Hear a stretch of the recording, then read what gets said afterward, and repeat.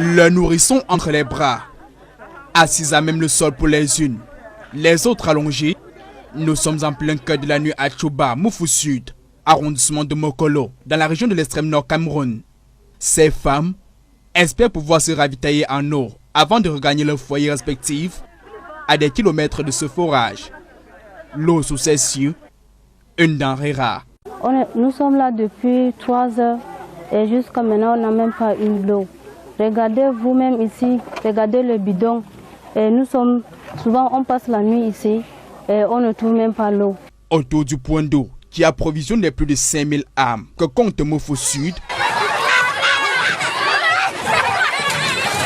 une bagarre générale pour se positionner dans une interminable file de récipients.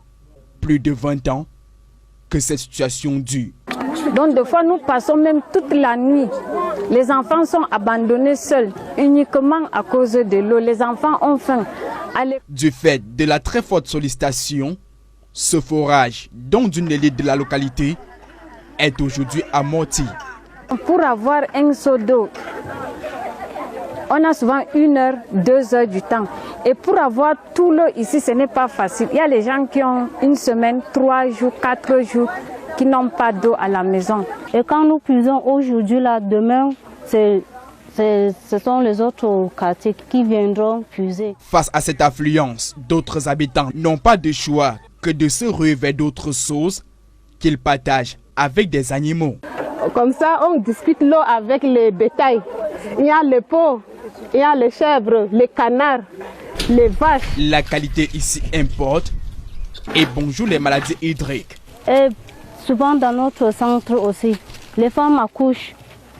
Il n'y a même pas l'eau pour nettoyer le sol. Avec les infections partout passées. On amène à l'hôpital, on nous dit que c'est l'eau. Vous buvez de l'eau sale.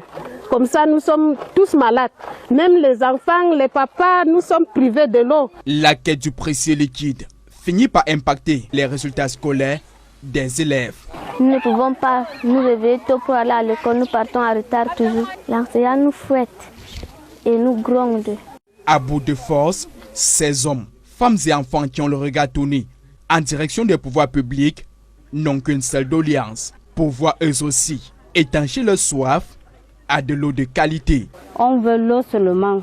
Qui nous aide au sujet de l'eau, c'est pas facile. Nous souffrons tellement et nous sommes même faibles à cause de l'eau. De jour comme de nuit, la situation est la même. La saison sèche rend la crise plus aiguë.